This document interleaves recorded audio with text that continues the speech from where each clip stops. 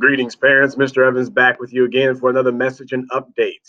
This is for the week of January the 7th through 11th. We will be now moving into January 14th through the 18th. And there's some updates I want to make sure you're aware of. We have no school next week, Friday. This will be a professional development day for teachers. Then on that preceding Monday, it will be Martin Luther King Jr. Day, so no school on that day as well. So we're looking at a 4-day week this upcoming week and a 4-day week after that. So we got to really take advantage of the things to come, the adjustments that we have. Like, next week's spelling word test will be on Thursday, and then there won't be a day of school on that Monday. So those spelling words will be coming home on that Thursday next week. So just some adjustments maybe to some of the things that you would typically do on a week in and week out basis. So I want you to be aware of those. But let's get to the nitty gritty. We have had quite a few things that we've been doing already to start our quarter three, and every kid has a motive to start the quarter strong. And I want that to be consistent, and I want that to be uh, something that is prevalent not only early but throughout. And the only way we're going to make that happen is if I stay on top of them and you stay on top of them as well. So my job and my goal is to make sure that you're on top of everything that's going on with your student as well.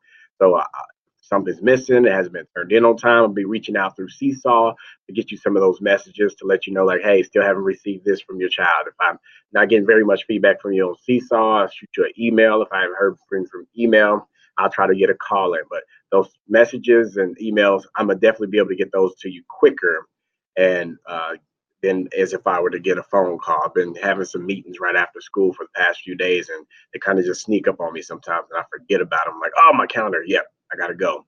But I know I got more phone calls to make. So if you haven't heard from me yet, you're still on my mind. I just have to find the time to make sure that I don't have a meeting, and then I can sit back here at school and make as many phone calls as I can.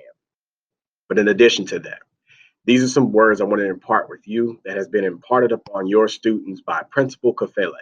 He is a renowned principal, retired or not retired. I don't want to say retired, but a principal who was a principal of a school and now goes around the entire country delivering messages to staff about how to cultivate change in their schools and reach today's children and create an environment where everyone can learn, not just a few, not select gifted, but everyone can learn. So this was the message that was delivered to them. They had 5 words to keep in mind. One of those words was to be serious. That word serious means as soon as you step foot into this door in this classroom, you are to be serious about your learning, not take it for granted, not be silly, not play around, not play games, not find ways to see if you can make your classmates laugh. No, be serious about what Mr. Evans has planned for you. Then, after you have maintained that seriousness, you have to develop that sense of razor sharp focus. Focus on what you're doing, not daydreaming, not letting your mind go aloft into thinking about what you're going to do this weekend or what you're going to do when you get home this evening, but be razor sharp focused on the lesson that has been prepared for you that day. Then, after you have been focused, you need to become diligent. One of Mr. Evans' favorite words that many of your kids know already, that it means to work hard. I've told them all year long, there's no substitute for hard work. So you must maintain diligence as a part of who you are. It must be one of those character values you have. Diligence, working hard. And so that is something that, they've heard all year long, but it is definitely the focus for quarter three because they're going to need it most importantly. And then that fourth word that needs to go along with that is resilience. So as you're working hard, you're going to come across obstacles and building blocks that are going to get into your way.